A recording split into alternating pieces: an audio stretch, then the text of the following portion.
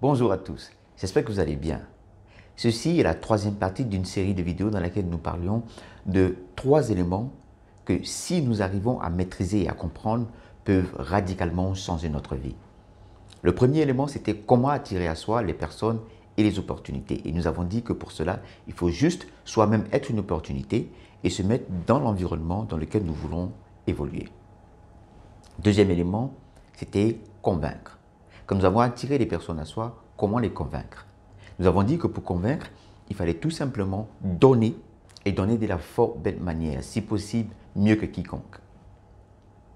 Quand nous avons réussi à attirer vers nous des personnes et que nous les avons convaincus que nous sommes la personne qu'il faut dans la situation particulière, nous venons d'instaurer une relation. Maintenant, comment améliorer cette relation? Comment grandir cette relation? Comment amener l'autre à vouloir passer à l'étape supérieure avec nous? Prenons le cas d'une relation amoureuse. Nous avons réussi à attirer l'autre et à la convaincre que nous sommes la personne qu'il faut pour cette relation. Nous sommes donc dans cette relation depuis un moment, disons 2 ans ou 3 ans. Comment donc amener l'autre à vouloir passer à l'étape supérieure, par exemple au mariage? Allons dans le domaine professionnel.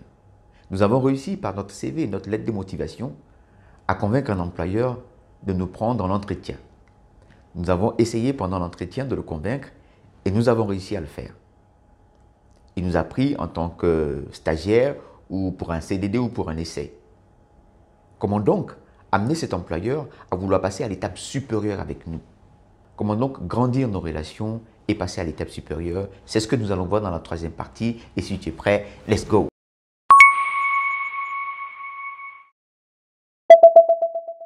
Comment donc amener l'autre à vouloir passer à l'étape supérieure, au niveau suivant avec nous?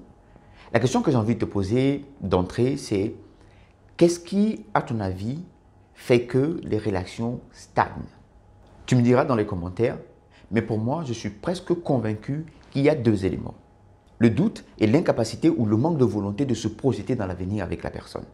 Et donc, pour dissiper les doutes et donner envie à l'autre de se projeter dans l'avenir avec nous, il y a 2 éléments. Le premier élément, c'est avoir des principes. Les principes, c'est un ensemble de règles de conduite morale que nous appliquons dans notre vie de façon constante, au point qu'on finit par nous identifier à ces valeurs-là. Vos principes vont non seulement vous aider à rester dans la ligne droite de vos objectifs, mais vont aussi vous permettre de faire disparaître chez les autres tout ce qui pourrait être doute dans vos différentes relations. Il faut donc avoir des principes dans tous les différents compartiments de votre vie. En amour, en amitié, dans la vie professionnelle. En amour, je pourrais par exemple avoir comme principe la fidélité, le respect et la présence. Je me dis par exemple que quelle que soit la situation, je me forcerai toujours d'être fidèle. Je dirai ce que je fais et je ferai ce que je dis. Je me forcerai par exemple d'être toujours courtois, quelle que soit la situation. Même dans les disputes les plus folles, même dans mes moments de grande colère, j'arriverai toujours à peser mes mots et à rester poli et courtois. Je m'arrangerai par exemple, quelles que soient mes occupations, quelles que soient mes contraintes, à être présent chaque fois que mon partenaire aura besoin de moi. Je m'arrangerai à suivre ces principes au point où finalement mon partenaire finira à m'identifier à ces principes-là. Nous pouvons transférer cet exemple dans le domaine professionnel. Je pourrais avoir dans le domaine professionnel comme principe, par exemple, le fait d'être toujours à l'heure, de ne jamais être en retard, le fait de finir tous les projets ou tous les dossiers qui me sont confiés avant la date limite. Ainsi, quel que soit ce qui se passe, même si le ciel me tombe sur la tête, je serai toujours à l'heure, jamais en retard. Ainsi, quel que soit ce qui se passe, et même si le ciel me tombe sur la tête, je finirai toujours mes projets avant la date limite. Au point où mon employeur finira par m'identifier à ces principes-là. Le fait que dans les relations, les personnes m'identifient à ces principes, à ces valeurs, va dissiper en eux tout doute. Deuxième élément, c'est être ambitieux. Être ambitieux pour moi, c'est vouloir atteindre ou acquérir le meilleur pour soi et pour son groupe. Il est important d'être ambitieux parce que cela donne envie aux autres de se projeter dans l'avenir avec vous, d'aller au-delà de la relation que vous avez aujourd'hui. Je vous donne un exemple. Comparons ces 2 personnes dans une relation amoureuse. La première personne est quelqu'un qui est ambitieux. Il est toujours en train de faire des plans, il est toujours en train d'essayer d'atteindre un objectif. Il dit par exemple à son ou à sa partenaire, et si on faisait les choses de telle manière, et si on s'orientait plus vers telle chose, Et si on s'organisait de telle manière afin d'atteindre tel objectif au bout de 2 ans ou 3 ans, afin d'améliorer notre condition de vie, afin de devenir meilleur dans tel domaine, il est toujours en train d'essayer de faire des plans pour atteindre un objectif. Il est ambitieux. Prenons la deuxième personne qui n'a pas d'objectif, qui n'est pas ambitieux, qui ne sait pas se projeter, qui n'essaie d'atteindre quoi que ce soit. Il vit juste au jour le jour. Avec lequel des deux aurez-vous envie d'aller au-delà de la relation que vous avez aujourd'hui? Avec lequel des deux allez-vous vous projeter dans l'avenir? Bien évidemment, le premier, parce qu'il est ambitieux.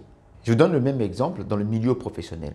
Vous êtes par exemple un employeur et vous avez 2 employés. Le premier est toujours en train d'essayer dans son équipe de trouver les voies et moyens pour mieux vendre, pour propulser la compagnie, pour essayer d'atteindre des objectifs beaucoup plus grands.